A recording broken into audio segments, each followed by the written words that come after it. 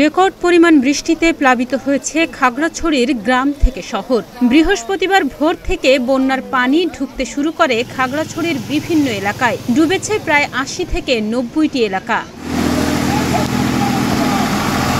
এর মধ্যে জেলা সদরের Muslimpara, Arambagh, Shantinagar bus terminal, Mehedibagh, Battali, TTC এলাকা, উত্তর স্বনির্ভর, কলেজপাড়া, দক্ষিণ গঞ্জপাড়া, মাটিরাঙ্গার তাইন্দং, তবলছড়ি, পানছড়ি উপজেলা, দীঘিনালার মেরং বাজার, কবাখালী সহ বেশ কয়েকটি গ্রাম পানির নিচে তলিয়ে গেছে।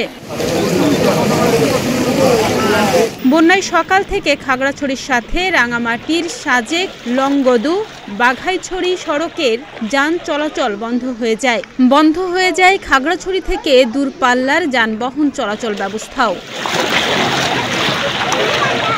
অন্যদিকে প্লাবিত হয়েছে দীঘিনালার ৩ ইউনিয়নের ৫০টি গ্রাম। কয়েকদিন ধরে বৃষ্টি ও পাহাড়ি ঢলে মাইনী নদীর পানি বাড়তে থাকায় এর মধ্যেই ডুবে গেছে জেলার বিভিন্ন সড়ক, কৃষিজমি ও পুকুর। শুকনো খাবার ও বিশুদ্ধ পানির সংকটে দুর্ভোগে পড়েছেন সাধারণ মানুষ। এদিকে খাগড়াছড়ি সদরে বন্যায় কবলিতদের উদ্ধার কার্যক্রমে কাজ করে যাচ্ছে সেনাবাহিনী। সেনাবাহিনীর পক্ষ থেকে শুকনো খাবার ও ত্রাণের কার্যক্রম চলমান রেখেছেন তারা। সেই সাথে প্রশাসন ও পৌর প্রশাসনও মাঠে কাজ করছে।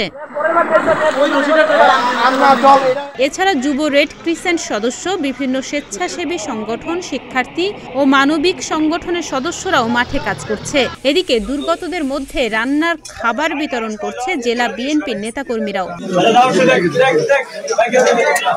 গত বুধবার খাগড়াছড়ি জেলা সদরে পানি কমতে শুরু করায় আশ্রয় কেন্দ্রে থাকা অনেক পরিবার বাড়ি ফিরতে শুরু করেছিল। তবে বৃহস্পতিবার ভোর থেকে পানি বাড়তে শুরু করে।